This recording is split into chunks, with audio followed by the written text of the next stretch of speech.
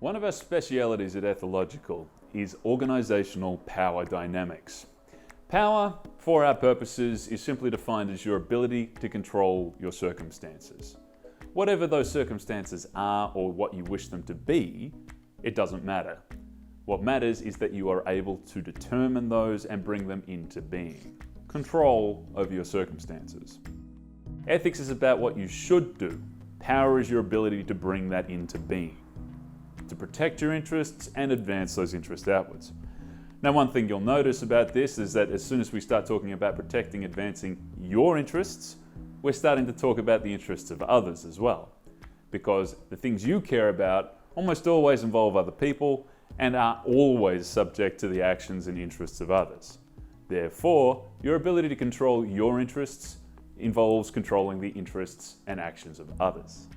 If your ability to control your circumstances is subject to other people's circumstances and their interests, then we need to worry about how power moves and how you can take it from others or have it taken from you. Power dynamics. But for now, let's focus on where power comes from, the various sources of power in a professional environment as well as life in general. And from my research on this subject in a book that I've written called Power in the Professional, there are 7 sources of power. First and foremost, force. Physical force. Now, in a professional environment, fortunately, this is very rarely evident, but it is nonetheless a very real factor, as evidenced by the fact that we put locks on our doors. Theft is a very good example of someone using physical force to exert control over their circumstances at your expense. They end up with $1,000 you had in the kitty, and you no longer have it. Bullying is another good example of this, where it does move into a physical stance, which fortunately is becoming increasingly rare, but nonetheless is still very viable. The second form of power is rules. Simply put, not following the rules, which is a question of ethics through deontology, as we've discussed previously in other videos, but rather who writes them, who wrote the rules, and who didn't, who interprets those rules, who determines who has to follow the rules and who doesn't, who enforces the rules and therefore has discretion over when they aren't enforced. Thirdly, the third source of power, hierarchy. Now, this sounds very similar to rules, but if you look at it in a professional environment, you start to see that it is a lot more nuanced. Rules, as we've discussed through deontology, tend to be very black and white. They'll cover this situation, but not that situation. They have exclusions and loopholes. Hierarchy, by contrast, allows for a more nuanced approach to who is responsible for what. If you are a middle manager in an organization and you have a task that is not that important, then you can pass it downwards. If you have a task that's very, very strategic and very significant, you can pass it up. It gives you a framework to deal with the situation no matter how complex it is. And that sounds great, but it does tend to assume that people are positioned on the hierarchy based on actual capacity and actual merit, as opposed to such things as nepotism, connections, or simply being good at marketing oneself as opposed to actual competency. Fourth, we have finance as a source of power. The more money you have, simply put, the more control you have over what you can purchase, and you can sell things in return for that capital. Put simply, the more money you have, the more options you have. The fifth source of power, information. Knowledge is power, Francis Bacon. Looking at it in a professional environment, we're talking about specialist skills you may have. We're talking about commercially sensitive information that a business may acquire that they deny their customers or deny their competitors, and thus gain power as a result. IP, intellectual property, is another good example of this. But it also includes soft information or informal information, such as company gossip. Knowing the personality of one of your clients and what they like on a personal level, how they like to talk, how they like to interact. This is all information, and critical information if you want to get on well with the client, as opposed to simply providing them a technical report and hoping that's enough. The sixth source of power is technology. Now, this could range anywhere between a hammer all the way through to a supercomputer. Essentially, it's a means of better getting the results you want with the same situation. For example, if I want to take apart a table, if I do use my bare hands, that might be possible, but I'm going to end up with a bunch of kindling at the far end of things. If I have a hammer, it's going to be a lot faster, though I'll still end up with a bunch of kindling. But if I've got a screwdriver, suddenly things are getting more useful. Technology is often a means of using information more effectively, crunching that data in an effective way using algorithms or using specialist detailed technology to produce a far more effective result.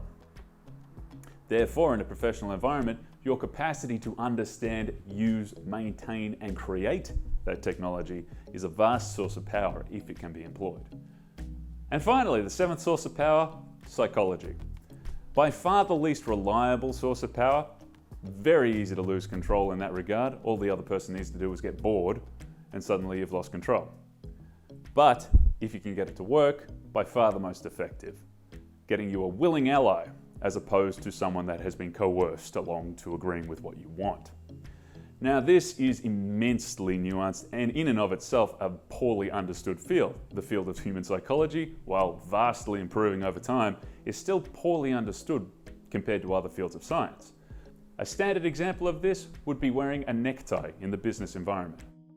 The necktie provides no functional benefit whatsoever. It serves no functional purpose. It is quite literally a noose that we hang around our necks, and it does nothing. So why do we wear it? Simply put, because other people think it looks good. Or more importantly, other people see it as a symbol of formality, and therefore either a requirement or an extra benefit in terms of the image you project, which in turn is a reference point to your professional capacity. Now, all of which is rather ironic considering wearing the necktie has absolutely no actual relationship with your merit as a professional, but people assume it does. And therefore your ability or willingness to wear it influences how they think about you. So these are our 7 forms of power, but putting each of these into application can be quite tricky. And so to join us to illustrate this on a really intimate, deep level, we have Georgie Wolfe, a sex educator who is going to help us unpack this around a very specific topic of sex negativity. Sex negativity is super pervasive, and it's something that pops up in almost every culture. And unfortunately, because it's taught to us at such a young age, it becomes one of those really unconscious biases that tends to affect almost everything we do without us even realizing it. Because we talk about a lot of our biases often, they come up for debate, but sex does not come up often for debate because our feelings of shame and negativity are so bad that we can't even begin to approach the question of how we think about sex in general. Right. It's too personal and it's not considered appropriate. So this is a really hard one to unpick. You know, even things like getting funding for studies and things like that are harder if you're dealing with sexual topics. So it's really an uphill battle to unpick sex negativity at an academic level, at a business product marketing level, at a personal level or a psychological level. It's just all over the place. So sex negativity is the idea that sex is inherently wrong or bad for you. Not just in the sense that sex is bad, but that sex is only okay if you do it in a very specific way. Like sex in marriage is okay, sex outside of marriage isn't. Sex if you're straight is okay, sex if you're gay isn't. Sure. Sex if you're young and attractive is fine, or sex if you're a fat chick is not. So it's sort of like sex gets into everything. And I'm not saying that's a bad thing, right? But because we don't think about our biases, we don't think about our negativity, it means that negativity is coming through into almost everything we do. Yeah, without us even realizing. Without us even realizing. And there's nothing worse than the mistake you're making that you don't realize is a mistake. One of the themes that has popped up so frequently through these videos is that you need a good flow of information, and critical feedback in particular, to be able to make a good decision no matter which framework you're using. And what we're talking about here is not just a lack of flow of information. It's another level on top of that where we can't even have the conversations in order to enable the flow of information. And this is a real problem. When people say, psychological power is all in your head, right? It's not a real thing. This is a really good example because when it comes to sex, there are some biases and some shame that we literally cannot get over that affect everything we do. And it's that powerful, you can't just switch it off. From a business point of view, this is a problem that we're still grappling with, how to handle accusations of sexual misconduct from people of any gender in any setting, including the workplace. and we do not know how to do this and we need to work it out. And part of that involves unpicking that sex negativity. Being accused of sexual harassment, or needing to accuse someone, or being in a sexually uncomfortable situation, or thinking you might be, all these things can trigger us to the point where we can't even really deal with the situation in a rational manner, which is why we see all these, like, you know, train wreck dumpster fires of sexual harassment claim situations when no one can seem to actually just deal with it logically, because it just blows up their brains, right? Being unable to even begin to discuss the topic is a really good illustration of psychological power as a failure, like not having access to that psychological power, how you think about it, but does also illustrate that someone like yourself, who is able to talk about this and is able to put this into a frame that other people can then access, holds a safe space where people can talk about it without feeling like society's going to jump down their throat, is a perfect illustration of really good use of that psychological power. Not just for your own benefit, but for everyone's benefit. It's definitely a superpower, being able to demonstrate to people that it's actually okay to talk about sex. Absolutely. And having that power to walk in to a group of people or talk to people and suddenly make that topic okay and safe for them is an incredible thing, an incredible skill that not many of us actually have. Absolutely. And I feel if more managers had that ability, if they could deal with that sensitively and come in and go, this is a tough thing to talk about, but you know, sex is a thing that has come up and now we're just going to sit with that. They're not hard skills, but for some reason we just don't have them. And it means we have to do a lot of work on ourselves to access that particular power. Right. Which is difficult, but also necessary if you want to be in control of the situation. Absolutely. And it's actually really easy for people to be thrown around this stuff. All you do is walk into a room and tell people you're a sex educator, and suddenly their brains are sort of going and they're losing their stuff. And this is almost everyone. Like, it's very destabilizing. We're really lacking in this area. Sure. Like, our lack of power around that is really pervasive. And I have to say, with great power comes great responsibility, right? So this is a topic where you can make people feel incredibly uncomfortable. And to be honest, when I was younger, I was really comfortable talking about sex, but I didn't yet have the consent and interpersonal skills to make that safe for other people. And yes, I did barge in to situations and made people uncomfortable by bringing up topics that they were not ready for, trying to push them into doing things that they weren't ready for.